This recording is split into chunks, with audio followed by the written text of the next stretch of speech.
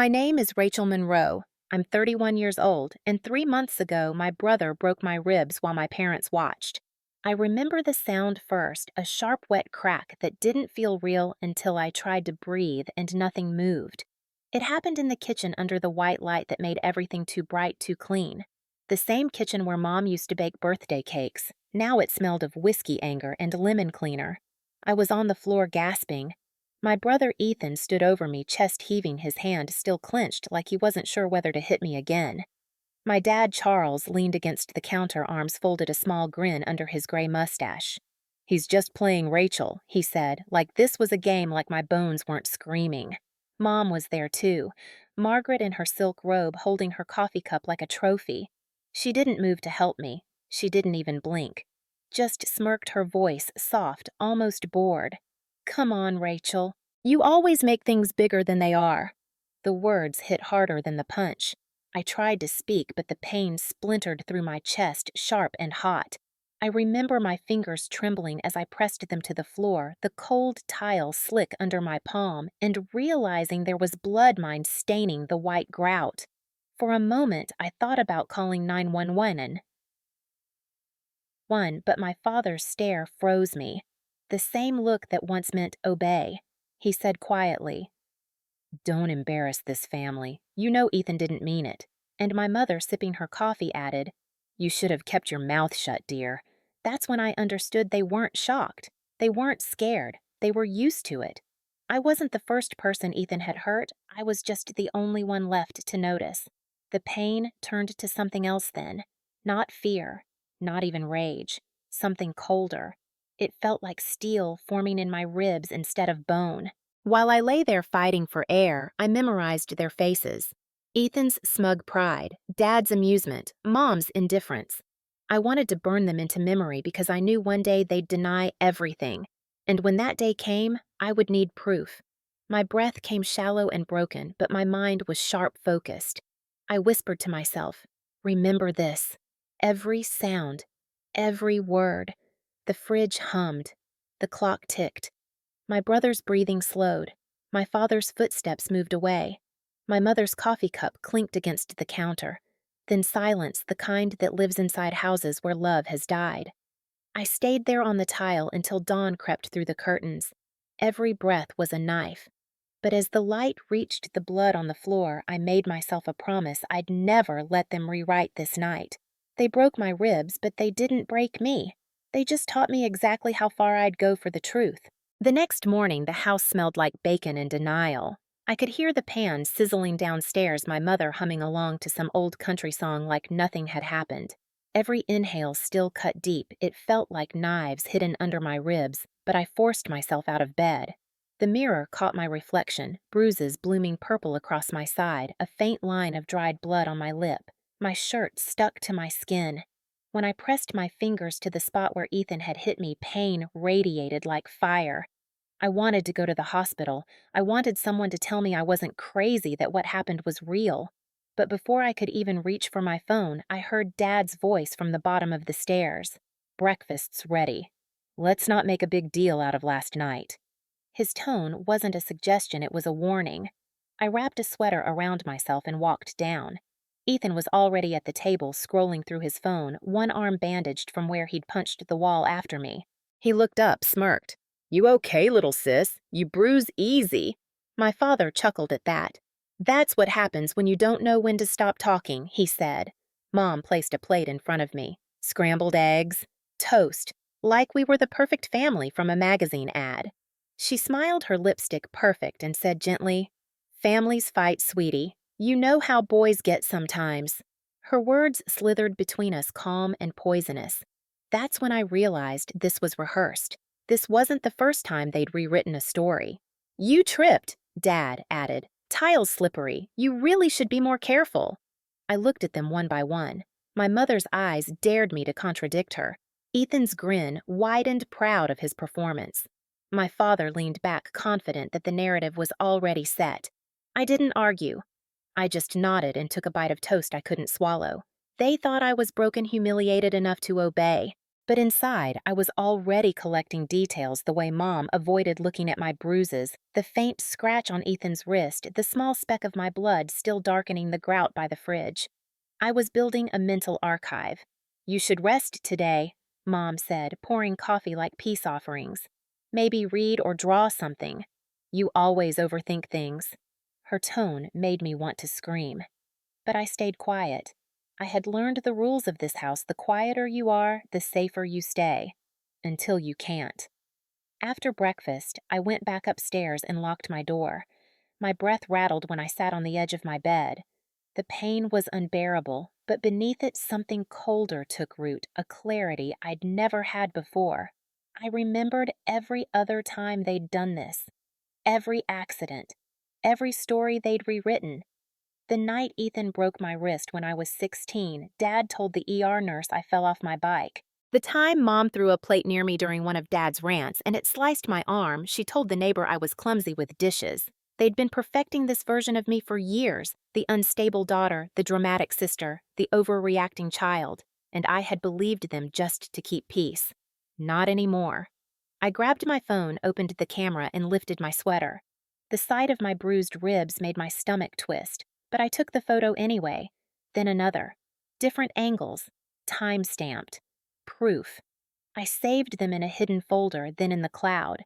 When I finished, I whispered out loud, "You can't erase me this time." I felt dizzy from standing too long, but before lying down, I pressed my ear to the door. Downstairs, laughter drifted through the air, my family joking carefree. To them, last night was already gone. To me, it was only beginning. I didn't know exactly what justice would look like yet, but I knew one thing for sure: I was done playing by their script. People used to say we were the picture-perfect family, the Monroe's pillars of small-town Texas respectability. Dad was the decorated police officer, the man everyone waved to at the grocery store. Mom volunteered at church luncheons, always smiling, always polished.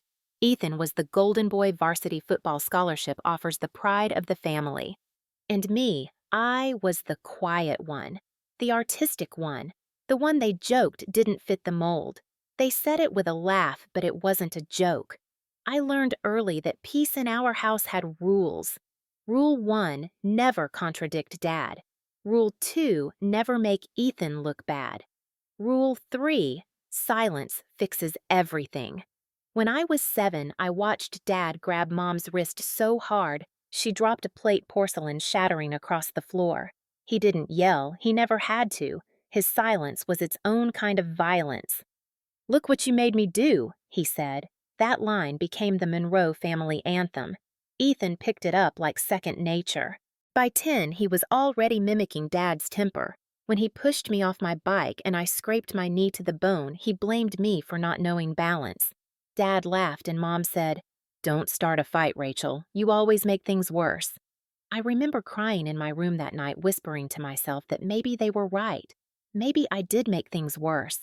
At 16, I broke my wrist when Ethan slammed me against the laundry room wall during an argument over Dad's old car keys. The hospital report said, "falling accident." Dad signed it himself. Mom sat beside me in the waiting room reading a magazine, not once looking at my cast. When the nurse asked what happened, she smiled. "Rachel's always been a little clumsy." Ethan got the car that summer. I got a scar that still aches when it rains. There were good moments too, or at least ones that looked good enough for photos: Christmas mornings, family barbecues, church Sundays where Mom would squeeze my hand and whisper, "Smile, baby." But her nails would dig into my palm, just enough to hurt, just enough to remind me that everything was a performance. Dad liked to call us the Monroe unit. He said it sounded strong, unbreakable. But the truth was, we were held together by fear and pretending. He controlled everything: the money, the cars, even which friends I could see. When I left for college, it was the first time I could breathe. I still remember the smell of that dorm hallway, old paint, and freedom. I thought I'd escaped, but control doesn't die easily. Dad called every night, demanding to know where I was, who I was with. Mom guilt-tripped me about family loyalty. Ethan sent me texts like, "You think you're better than us now." Eventually, the pressure pulled me back. After college, when Mom said Dad was getting older and needed help around the house, I returned. It felt temporary. 2 months, maybe 3. But years passed. That's how abuse works, not all at once, but drip by drip, guilt by guilt, until you forget what normal feels like. The night Ethan broke my ribs wasn't an accident. It was the logical end of decades of small silences. The last verse in a long song of obedience. In the quiet after, when I lay on that floor, I thought about every version of myself they'd built, the clumsy one, the dramatic one, the ungrateful daughter. None of those were me. But I'd played the part so long I almost forgot who I was beneath it. Now, sitting by my bedroom window weeks later, watching sunlight stretch across the yard, I can see them outside, Dad fixing his truck, Mom pruning her roses, Ethan tossing a football like nothing ever happened. They've spent their whole lives crafting appearances. But I've spent mine learning how to observe. I see the cracks, now small hairline fractures beneath their perfection. They don't know it yet, but the foundation's already breaking. Because the girl they thought was weak has started keeping receipts. It happened on a Sunday night, the kind of night my mother worshipped. The table was perfect polished silverware wine glasses, roast chicken glistening under the chandelier. You'd never guess that 2 weeks earlier my brother had cracked my ribs against that same table. Mom called it family dinner, but I knew it was really a ritual of control where everyone played their assigned role. I was supposed to be silent. Ethan was supposed to be charming. Dad, the unquestioned patriarch. I sat carefully, trying not to wince. Each breath still ached. I had wrapped my ribs myself, YouTube had become my doctor, and wore a loose blouse to hide the bruises. As Mom poured wine into crystal glasses, she looked at me with that cold smile. "You look better, dear." Finally decided to stop being dramatic. Ethan chuckled, carving the chicken like a surgeon. "Yeah, she's toughening up." "Right, sis." His voice dripped with mock affection. My father didn't look up from his plate. That's what happens when you learn your lesson. I gripped the edge of the table so tightly my nails bit into the wood. Every word felt like a knife twisting deeper. But that night, I wasn't just their daughter. I was a witness. I'd hidden a small voice recorder in the pocket of my cardigan, the one I'd bought the day after Ethan hit me. I didn't plan to use it yet, but I needed the truth captured somewhere outside my own memory. I needed proof of how cruelty could sound so casual when spoken over mashed potatoes. Halfway through dinner, Dad started complaining about money again. "I've been working my whole damn life, and what do I get? Ungrateful kids' bills piling up, no respect." He turned to me, pointing with his fork. "You live here rent-free, Rachel. Maybe it's time you start pulling your weight." "I already do," I said quietly. Mom's head snapped up. "Excuse me. I cook. I clean. I take care of Ethan when he's hungover. I pay for groceries when you forget your card." My voice shook but didn't break. Dad's expression hardened. "Watch your tone." I met his eyes, the same steel gray I'd feared since childhood. "Why are you going to hit me too?" The silence that followed was suffocating. Even the air seemed to freeze. Ethan dropped his fork, his smirk gone. Dad leaned forward, his voice low, venomous. "You'd better remember where you are." "Oh, I remember," I said. "I'm in the house I helped pay for when I gave you my savings to fix the roof you never fixed. I remember every lie you told to make me feel small. And I remember that this family only loves control, not people." Mom stood slamming her glass down. "That's enough, Rachel. You've always been ungrateful after everything we've done for you." For me, I interrupted, my voice sharp as glass. "You mean everything you've taken? My money, my peace, my body." I looked straight at Ethan. "My bones." His face flushed red. "You're out of line." I laughed at the sound, strange even to me, half hysterical, half free. "No, Ethan. For the first time in my life, I'm exactly in line with the truth." Dad's fist hit the table so hard the wine glasses rattled. "You're done here. If you don't like how we run things, pack your bags and get out." I stood, my breath shallow but steady, gladly. I walked away from that table and didn't look back, but I could still hear them yelling as I climbed the stairs. Dad's rage, Mom's shrill accusations, Ethan's threats. None of it mattered. My hands trembled not from fear this time, but from adrenaline, from release. In my room, I locked the door and pressed play on the recorder. Their voices filled the air, vicious, loud, undeniable. I smiled through tears. For the first time in my life, I had something stronger than their version of reality evidence. That night, I slept sitting up, ribs aching but heart racing with a strange new feeling power. The kind that comes when you finally realize silence doesn't protect you, it only protects them. I left that house 2 nights later. Not because I had a plan, because I finally had a pulse. Every hour I stayed, I could feel myself disappearing, shrinking into the obedient ghost they'd built. So I waited until everyone was asleep, until the house sank into that thick silence it always carried after a fight, like guilt draped over the furniture. I packed one suitcase: clothes, birth certificate, laptop, the voice recorder, and my phone charger. Every breath still hurt, but the adrenaline masked it enough to move. Downstairs, the clock in the hallway ticked louder than usual, like it was warning me, if you stay, you'll die here. Maybe not in body, but in spirit. When I reached the door, I froze. My father's boots were by the mat, his badge on the table. For a moment, I hesitated. That badge had kept him untouchable for years, every bruise, every scream, every accident buried under his reputation as Officer Monroe, the good man, the family man. I wanted to smash that badge to break the illusion that had trapped me, but not yet. Evidence needed patience. Revenge needed timing. Outside, the air was heavy with Texas humidity. I started my old Honda, praying the engine wouldn't wake them. It didn't. I drove until the Monroe house disappeared in the rearview mirror, until the sky began to lighten with the first hint of dawn. When the radio flickered on, the first song that played was Johnny Cash, "Ring of Fire." I almost laughed. By the time I reached the next town, the pain in my ribs had turned from sharp to dull rhythmic, like a metronome counting out survival. I checked into a small roadside motel under my own name for the first time in years. The clerk didn't look twice at me. To him, I was just another tired traveler. To me, that anonymity felt like oxygen. Inside the room, I sat on the bed and finally allowed myself to cry. Not the quiet tears I used to hide in my bathroom at home, but raw, body-racking sobs that tasted like release. When the storm passed, I plugged in my phone and opened my photos, the bruises, the timestamp, the proof. Then I pressed play on the recorder again. Hearing their voices echo through the motel room was surreal. My father's threats, my mother's insults, Ethan's laughter, it all sounded smaller now, like monsters shriveling in daylight. I uploaded everything to a cloud folder, then sent a backup to an email I created under a fake name. One labeled, "If anything happens to me." That precaution wasn't paranoia, it was insurance. For the next week, I stayed in that motel, healing and planning. I found a clinic that treated me discreetly, no police report required, cash only.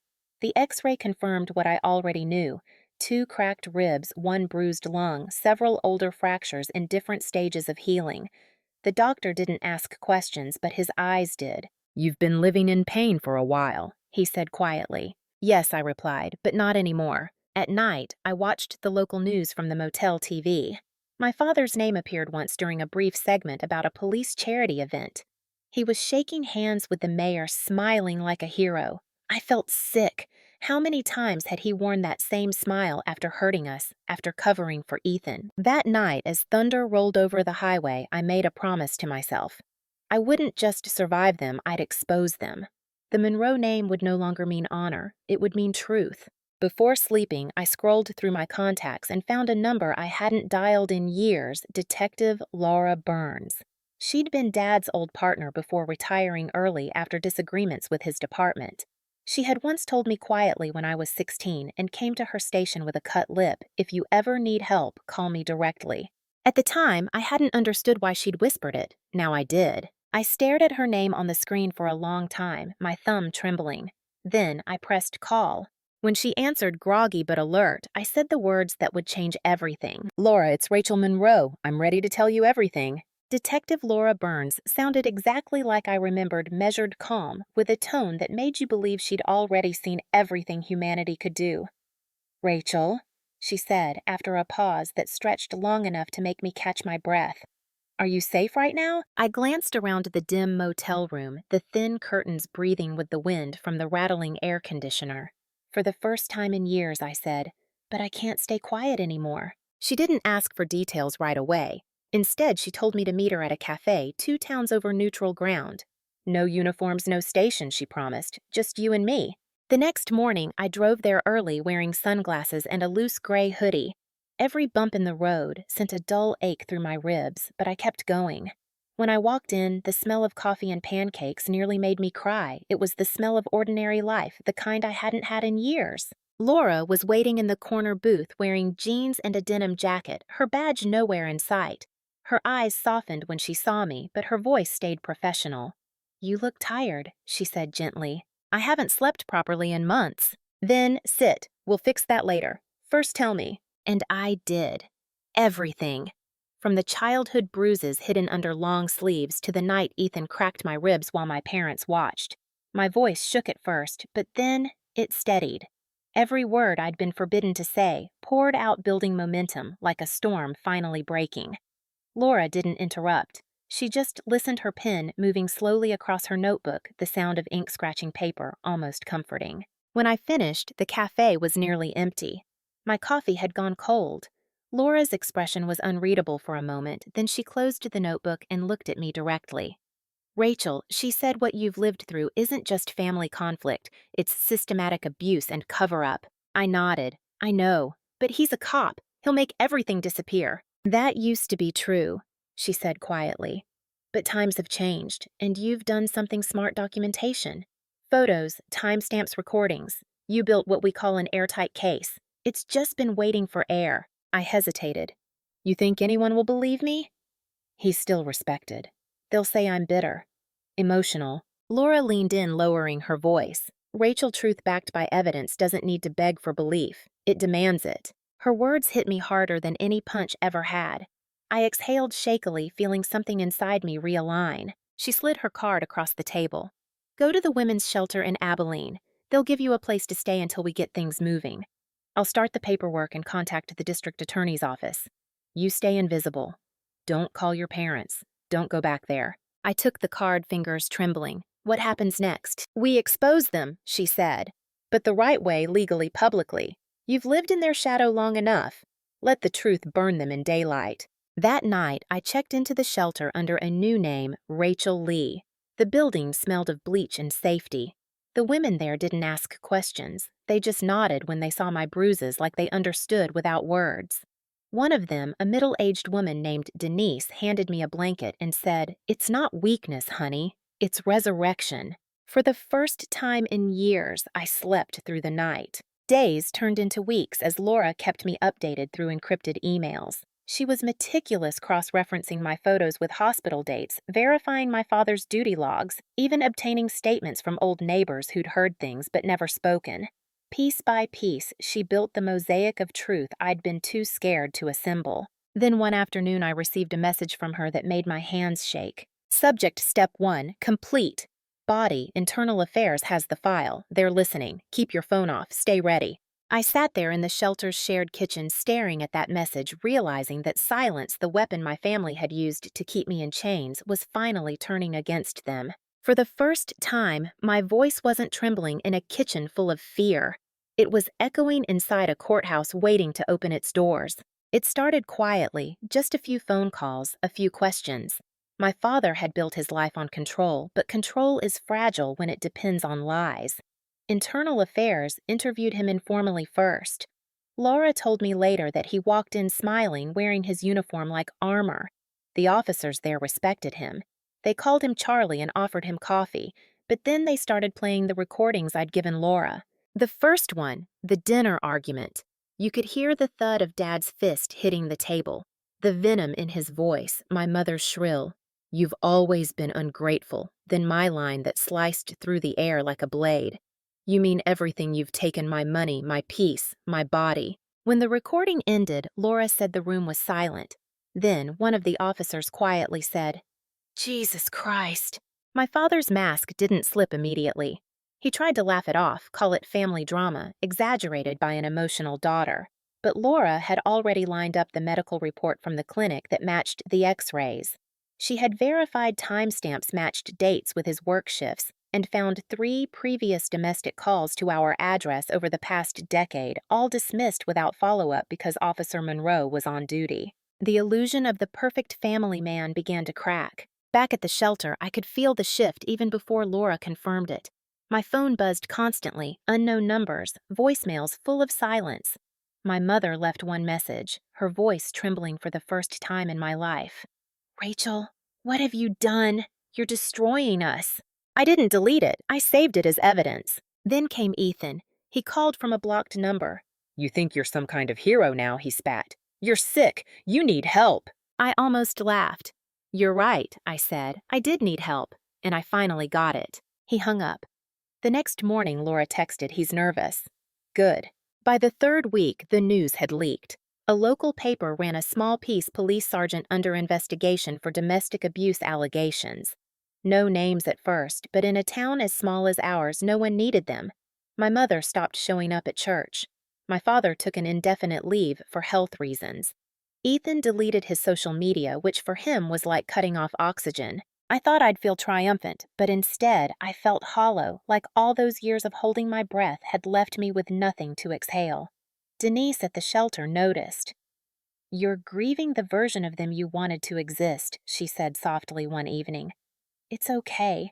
That's part of healing. I nodded even though part of me still burned for justice. Silence had protected them for decades. Now truth was the weapon. Laura's next update came 2 days later. She'd managed to get a warrant to search the house my childhood home. When they entered, she said Mom was sitting at the kitchen table, hands clasped, acting calm.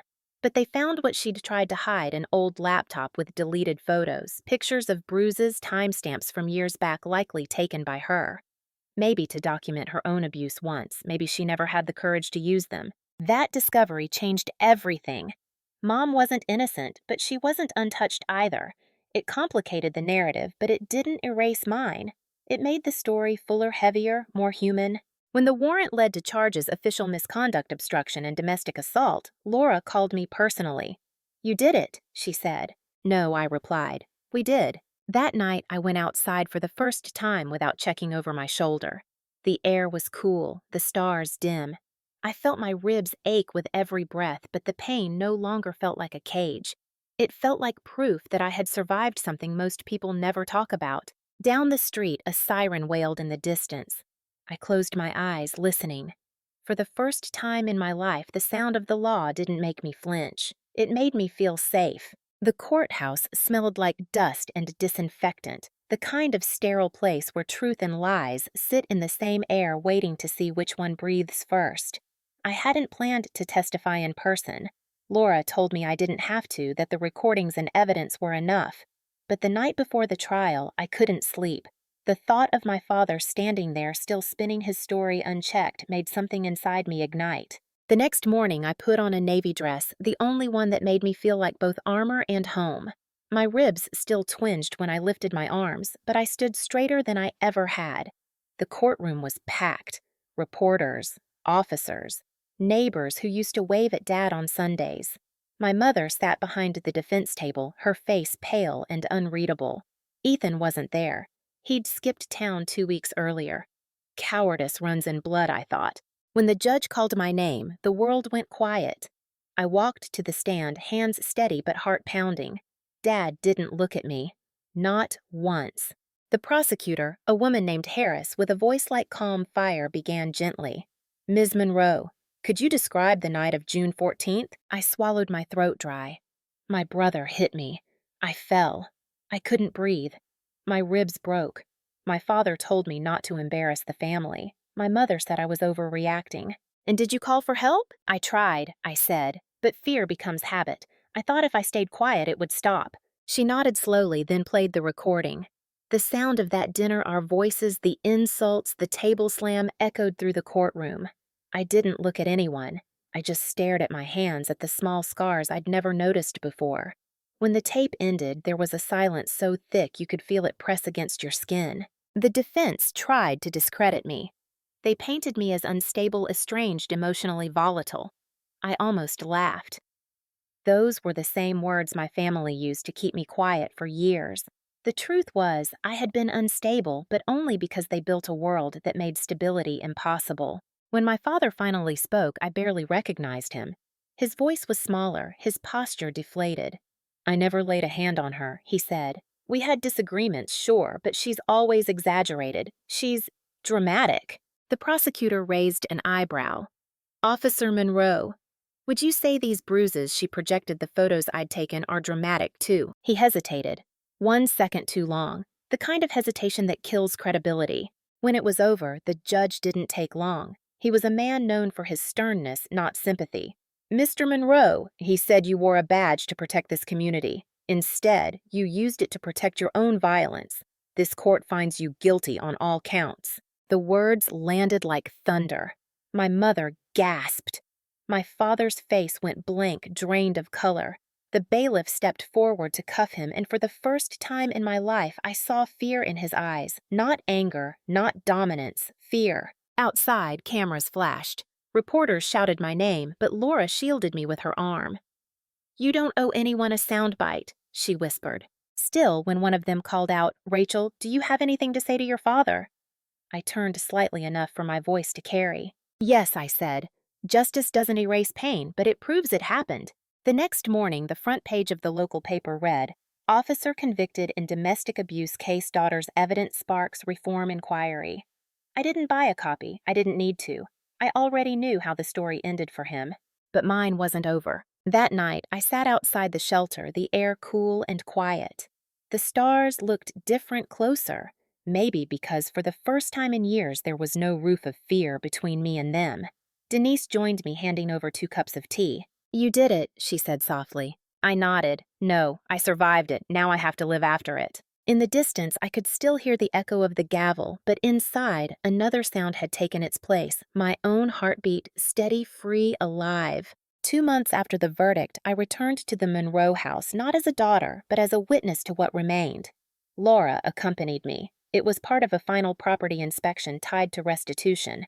I had imagined this moment so many times during sleepless nights at the shelter, walking through the rooms that had both built and broken me. The house looked smaller now. The porch paint was peeling. The flower beds Mom once tended were dry and tangled with weeds. A for sale sign leaned crooked in the front yard, the wind tugging at its edges.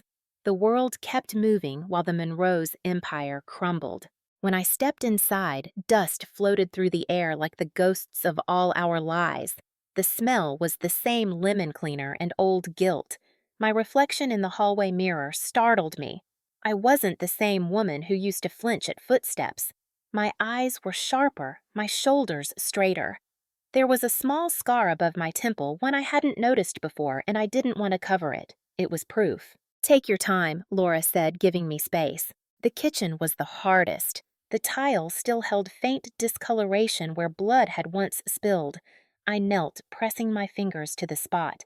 It was smooth now, cleaned and covered, but I could still feel it. The weight of silence. The laughter that followed violence. The way the light hit the floor that night like an interrogation lamp. In the corner, the old coffee mug Mom always used sat abandoned in the sink, stained and cracked. I lifted it, feeling its fragility, and whispered, You could have stopped it. Then I set it down and walked away. Upstairs, the rooms were hollow. Ethan's old trophies gathered dust on a shelf, gold plastic fading into dull gray. My childhood room still had the faint outlines on the wall where posters once hung my silent rebellion against their world. On the nightstand was something unexpected, a photo. All 4 of us standing in front of the house smiling. I was maybe 10. Mom's arm around me looked affectionate at first glance, but I could see it now for what it was, possession disguised as love. Laura appeared in the doorway. You sure you want to take that? I shook my head. No, let it stay here. This house belongs to the ghosts now. As we left, a neighbor across the street waved. She was an older woman who used to bring us casseroles every Christmas. I saw the news, she said softly. I wish I'd known Rachel. We all thought your dad was a good man, I finished for her, half smiling. She nodded, tears forming. He was the kind of man people didn't question. That's the problem, I said gently. No one ever did. When I got back to the car, Laura turned to me. How does it feel? Like I'm finally walking out instead of being thrown out, I said. As we drove away, I watched the house shrink in the rearview mirror until it vanished behind the oak trees. My chest ached, but it wasn't the pain of broken ribs anymore. It was the ache of space being reclaimed, the kind that comes when you start breathing deeply again after years of holding it in. That night, I checked into a small apartment in Dallas, a place of my own. The walls were bare, but they were mine. No yelling, no footsteps to fear. Just quiet, safe quiet. I started therapy through a victims support group Laura had connected me with. My therapist, Dr. Patel, was patient but firm. "You've lived your entire life reacting to danger," she said. "Now you have to learn to live without it." It wasn't easy. The first week, I kept a chair wedged under the door handle out of habit. I still woke up at 3 a.m., listening for threats that weren't there. But slowly, something shifted.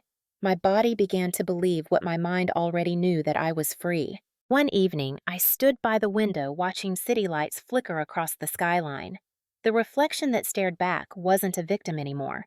It was a survivor learning to exist beyond survival. And for the first time in my life, I whispered to the quiet room, "This peace, I earned it." Freedom, I discovered, doesn't come with fireworks. It comes in small, quiet moments that used to feel impossible. The first time I laughed without flinching at the sound of my own voice. The first night I fell asleep without checking the locks twice. The first morning sunlight hit my face and I didn't mistake it for interrogation light. Dallas was noisy, alive, unpredictable, the opposite of my old life. I started volunteering at a women's crisis center downtown. At first, I just helped with paperwork, sorting donations, organizing files. But after a few weeks, I began sitting with new arrivals, women who looked like I had months ago, eyes hollow, hands trembling, whispering apologies for taking up space. I didn't tell them my full story at first. I just listened. Then one afternoon, a woman named Liza came in with her 2 kids. She was shaking, saying her husband didn't mean it. Her words were mine from years ago. I took her hand and said quietly, "I used to say the same thing, but meaning doesn't erase harm." That night she stayed, and I went home realizing that maybe my survival wasn't just for me, it was a blueprint. Dr. Patel called that progress. She said trauma doesn't vanish, it rewires, but you get to choose what it rewires into, she said. Strength or silence. I started painting again, something I hadn't done since college. My first piece was messy, chaotic streaks of red and gray clashing like war. But when I finished, I saw something underneath the chaos light bleeding through the cracks. I named it proof. One afternoon, Laura stopped by the center. She was out of uniform now, retired for good. "You know you could speak publicly," she said, watching me sort art supplies. "Your case is becoming something bigger. Policy changes, training reforms. They're quoting your testimony." The idea terrified me. For years, I'd been taught that my voice only brought trouble. But Laura's expression was steady kind. "You don't owe anyone your story," she said. "But if you choose to tell it, it could save someone else." That night, I lay awake thinking about it, the sound of the gavel the reporters outside the women who whispered me to under their breath when I passed. I realized silence had been my family's greatest weapon, and truth had been mine. Maybe sharing it was how I'd win for good. A month later, I stood on a small stage at a community event for survivors. My palms were sweaty and my voice shook at first. But when I looked out at the faces, women, men, even teenagers leaning forward to listen, I felt a calm settle in. "My name is Rachel Monroe," I began. For most of my life, I believed silence was safety. But silence is where abusers thrive. I used to think justice was something other people gave you. Now I know it's something you build one piece of evidence, one truth, one breath at a time. When I finished, the room was quiet, not out of discomfort, but reverence. Then came the applause, the kind that doesn't sound like noise, but like release. Afterward, an older woman approached me, her eyes wet. "My daughter's in a situation like yours," she whispered. I didn't know how to help her, but now I do. I hugged her. "That's what this is for," I said. Walking home that night, Dallas lights shimmered off the wet pavement. A busker played soft blues nearby, and for a moment, the city felt like it was breathing with me. I thought about Dad in prison, Mom living alone in that decaying house, Ethan drifting somewhere with his anger and cowardice. I didn't feel hate anymore, just distance, like watching a storm move away over the horizon. At home, I took out my old voice recorder, the same one that started it all. I pressed record and spoke softly. "For whoever needs to hear this, you're not crazy and you're not alone." Then I uploaded it anonymously to the center's website. Before bed, I looked at the painting on my wall. Proof. It wasn't just art anymore, it was a map of how pain became light. And for the first time in 31 years, I finally understood what freedom really sounded like. It sounded like breathing. 6 months after the verdict, I got a letter. No return address, just my name, written in my mother's slanted handwriting. The paper smelled faintly of her perfume lavender and cigarette smoke. My hands shook as I opened it. Rachel, it began. I've lost everything. The neighbors don't speak to me. The church told me not to come back. Your brother won't return my calls. I don't sleep anymore. I don't know what you told them, but I know you believe it's true. I just wish we could talk. I read it twice, then folded it neatly back into the envelope. For days, I didn't respond. I told myself there was nothing left to say. But some wounds don't heal by ignoring them, they calcify. And part of me needed to see her face one last time, not out of longing, but closure. So I drove back. Not to the Monroe house, it was already sold, but to a small apartment complex on the edge of town where I'd heard she'd moved. I parked outside, heart steady but cold. When she opened the door, she looked smaller.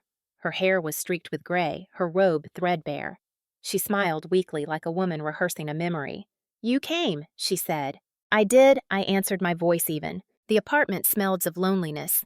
Stale coffee dust, something faintly sweet like rotting fruit. Photos still hung on the walls, but half of them had faces torn out. She gestured for me to sit. I made tea, she said. I stayed standing. Why did you write to me, Mom? She looked down, twisting her hands. Because I don't know who I am anymore without all of you. Your father's gone. Ethan won't speak to me, and you could have stopped it, I interrupted quietly. All of it. You saw everything. Her eyes filled with tears. You think it was that simple? You think I wasn't scared too? I know you were scared, I said, but fear doesn't excuse silence. You were the only one who could have helped me. She covered her face. I didn't know how. Your father, he controlled everything. If I had stood up, he would have killed you, I asked softly. She hesitated.